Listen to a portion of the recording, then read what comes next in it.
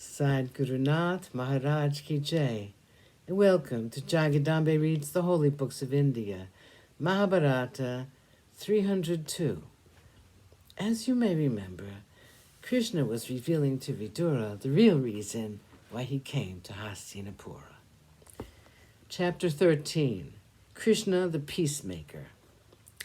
In the morning, Krishna was just finishing his routine duties when Duryodhana and Radeya, accompanied by all the Kauravas, came to the house of Vidura to take Krishna to the court. Daruka brought the chariot of Krishna. Krishna ascended the chariot accompanied by Vidura. Duryodhana and Radeya followed him in the chariot of Duryodhana. Satyaki and Kritavarma followed these two. A guard of honor was waiting for Krishna. The reception given to him was very impressive. Many elephants and horses followed his chariot to the palace. All the people in the city had thronged to see the great Krishna. The procession reached the palace. The noise of the chariots brought all the kings to the gates. Krishna descended from his chariot. His two palms were held by Vidura and Satyaki. Krishna entered the great assembly hall. Radeya and Duryodhana led him into the hall. Kritavarma followed Krishna. Dhritarashtra and the other elders of the court got up from their seats and honored Krishna. They waited for him to sit down.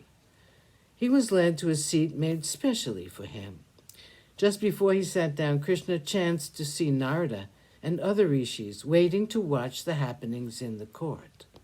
He told Bhishma that rishis were waiting to enter. Bhishma hurried to them and brought them with great respect to the court. All of them were requested to sit on special seats, and then with a smile, Krishna sat down. Dushasana led Satyaki to a richly covered seat. Vimshati, a brother of Duryodhana, did the same thing to Kritavarma. Not too far away from Krishna sat the two friends, Duryodhana and Radeya. They shared the same seat. Shakuni was there near them. Vidura was seated on a seat which was touching that of Krishna. All eyes were turned toward Krishna. They looked and were not satisfied. He was so charming that the eyes were happy to rest on him. His glory lent a brilliance to the great hall. With his favorite jewel, Kaustuba, on his chest, with his favorite yellow silk draping his dark body, Krishna looked like a dark mountain lit up by the yellow rays of the rising sun. For a moment there was intense silence. Suddenly Krishna broke it with his voice like the rumbling of distant thunder. He looked at Dhritarashtra. His words were addressed to the king. He said, "I have come to Hastinapura to prevent the death of so many heroes. I have come to bring about peace between the Kauravas and the Pandavas. I do not have much to say. You know everything. This your family is famous. The house of Kurus is the noblest house in this Bharatavarsha. The scions of your house have been reputed for their great qualities.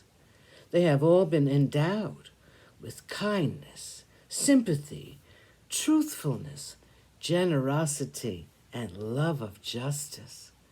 Having been born of such an illustrious race, it is not right that you should be the first person to be so different. It does not become a son of the house of Kurus to do what you are doing. Your sons, my lord, have left justice behind them and are proceeding in the path of sin like butchers. They have no discipline. They have no respect for the elders. They are avaricious. They behave wrongly towards their kinsmen. This should have been known to you already. They have now, knowingly or otherwise, reached a dangerous stage. It is dangerous to them and to the world. Sadhgurunath Maharaj Ki Jai. Thank you for coming. I hope you come again.